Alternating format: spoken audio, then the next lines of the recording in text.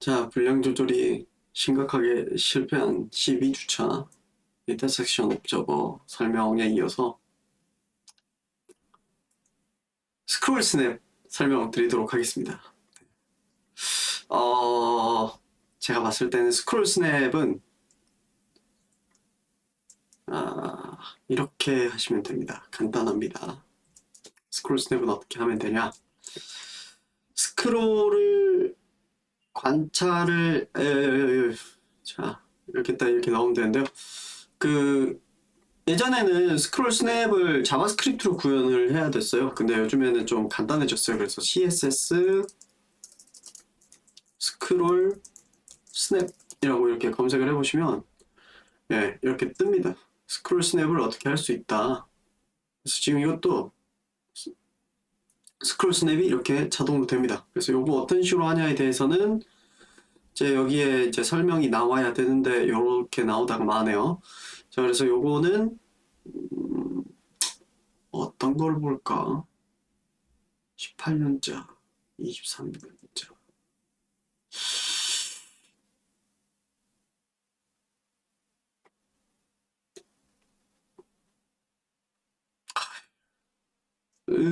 그쵸. 요거를 사용하면 됩니다. 스크롤 스냅 타입, 뭐 요거를 쓰면 되거든요.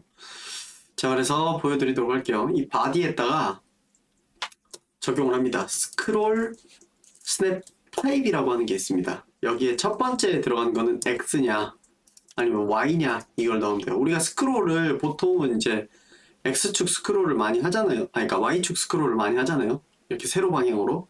그래서 Y 보통 이렇게 많이 사용을 하고요.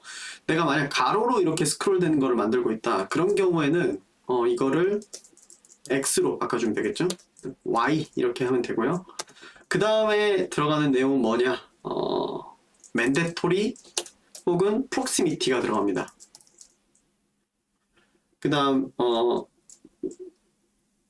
이 proximity랑 mandatory 같은 경우에는 이제 어떤 차이냐면은 mandatory는 거의 뭐 이제 무조건 스크롤 스냅을 발생시킨다. 약간 이런 거고, 프록시미티 같은 경우에는 근접했을 때 이렇게 스냅을 한다 이건데, 요거는 이제 나중에 보도록 하고, 자, 그 다음에 요거는 이제 바디가 이제 부모 요소고, 요 아래 이제 다 섹션이 있잖아요. 섹션한테 가서요, 스크롤 스냅 얼라인이라는 걸 넣어줘야 됩니다. 스크롤 스냅 얼라인. 자, 그래서 스크롤 스냅 얼라인은 스타트 센터, 그 다음에 엔드 이렇게 세 가지가 있는데요. 예를 들어서 지금 우리가 만들어 놓은 이 예제 같은 경우에는 정확히 화면 사이즈의 크기랑 딱 이렇게 동일하게 만들어져 있잖아요. 그리고 좀 화면이 많이 좀 작을 경우에는 많이 작을 경우에 이 정도 작을 경우에는 실제 화면 높이보다 좀 더 크게 이렇게 만들어 놨죠. 자, 그래서 이 상황을 기준으로 나중에 좀 설명을 해드릴 수 있을 것 같은데, 일단은 우리는 이거를 센터로 놓겠습니다. 그렇게 하고 세이브를 하면은 스크롤 스냅이 작동을 하지 않습니다. 네. 스크롤 스냅이 작동을 하지 않습니다. 스크롤 스냅이 작동하지 않는 이유가 뭐냐면은 이 바디한테 이거를 적용을 시키면은 여러모로 좀 안 될 만한 이유들이 좀 있어요. 그래서 보통 이제 몇 가지 방법들이 있는데, 이제 먼저 바디를 좀 이제 조정을 해가지고 이제 쓰는 방법이 있고, 아니면 바디는 냅두고 바디 안쪽에 하나의 더 래퍼를 만들어서 쓰는 방법이 있는데, 이론적으로는 바디에 이렇게 스크롤 스냅 타입을 넣고 그 자식 요소인 섹션에다가 이렇게 넣으면 분명히 작동을 해야 맞지만 작동을 하지 않습니다. 그래서 보통은 어떤 식으로 이 처리를 해주냐? 자, 인덱스에 가서요. 자, 우리 이 섹션, 바디 안쪽에 있는 모든 내용 있죠? 바디 안쪽에 있는 모든 내용을 잘라내게 합니다. 그런 다음에 거기에다가 우리가 별도의 div를 하나 만들어줍니다. 근데 저는 그냥 메인이라고 하는 시멘틱 태그를 하나 넣어줄게요. div랑 똑같습니다. 근데 아까 섹션처럼 시멘틱한 그런 태그인데, 그렇게 해서 바디 안쪽에 메인이라는 걸 만들고 그 메인 안쪽에 섹션 이렇게 있게 만드는 거죠. 그렇게 한 다음에 SCSS를 어떻게 조정을 해주냐? 자, 바디에 있던 Y 맨데토리를요 빼가지고 메인에다 넣습니다.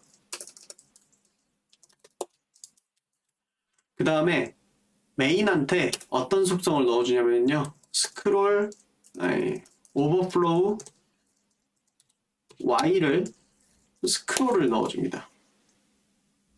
그리고 그러면은 이렇게 스크롤이 두 개가 생겨요. 지금 보면은 이렇게 어이없는 스크롤이 이렇게 두 개가 생깁니다. 자, 이 상황에서 뭐를 또 이제 해결을 해줘야 되냐? 바디한테 이제 넣어줘야 되는 속성이 있는데, 일단 오버플로우 Y를 히든으로 바꿔버리고요. 그 다음에 사이즈를 위드스는 100%, 100%가 아니라 100VH, VW, 네. 그 다음에 하이트를 100V DVH를 넣어줍니다. 그렇게 하고 메인에다가는 사이즈 두 개를 똑같이 넣어줍니다. 넣어주는데 정확히는 100%랑 100%를 넣어주면 됩니다. 그러면 이제 스크롤 스냅이 작동을 합니다. 네, 그래서 온라인에 있는 예제들 갖고 와가지고 바디에다가 적용을 시켜보면 항상 안 되는 이슈가 있거든요. 근데 지금 이 부분이 필요해요. 바디에다가 이렇게 넣고 메인에다가 이렇게 넣어야 돼요. 그래서 지금 우리의 그 화면은 어떻게 되냐면 바디는 딱 요만해요. 그리고 그 바디 안쪽에 있는 메인도 딱 요만해요. 그렇지만 그 안쪽에 있는 섹션은 이 메인보다 훨씬 커서 이렇게 스크롤을 발생시킵니다. 그 상황에서 이렇게 스냅이 일어나도록 만들어 놓는 거죠. 그래서 포인트는 이겁니다. 바디 안쪽으로 전체를 감싸주는 메인이 됐건 아니면 뭐 어떤 div가 됐건 어떤 하나의 div를 만들어 주고요.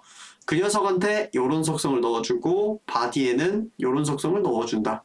그렇게 해야지 이 스크롤 스냅이 작동을 한다. 물론 자식 요소한테 요거 넣어주면 잊으면 안 되고요.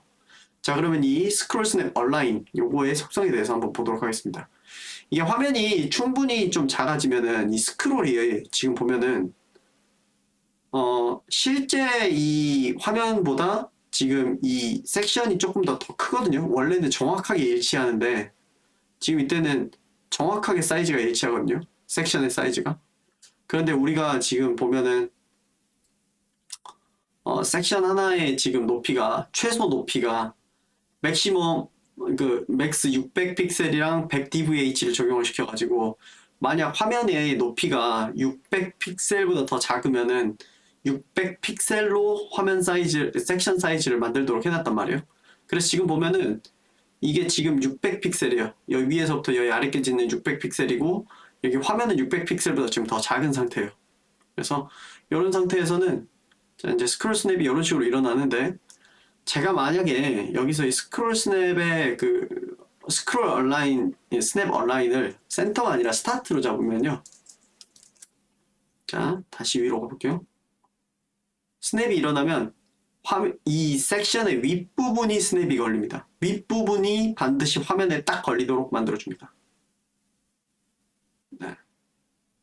이런 식으로 돼요.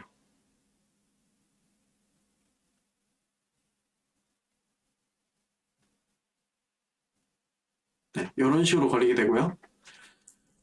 엔드를 잡으면요. 스크롤을 딱 매기면 이 아랫부분이 반드시 화면에 딱 나오도록 스냅을 걸어줍니다. 반면 센터를 걸어주면은 우리가 아까 봤던 것처럼 화면에 그 섹션의 중앙이 화면에 딱 들어오도록 그 스냅이 걸리죠. 그래서 이거는 이제 사용 예에 따라서 좀 다르겠지만 보통은 센터를 많이 씁니다. 센터로 걸어주면은 이런 식으로 중앙에 딱 걸리도록 이런 식으로 스냅이 일어나게 되죠. 네, 그래서 여기까지가 간단하게 그 스크롤 스냅 적용하는 CSS 사용하지 않고도 할 수 있는 그 방법에 대해서 다뤄봤고요.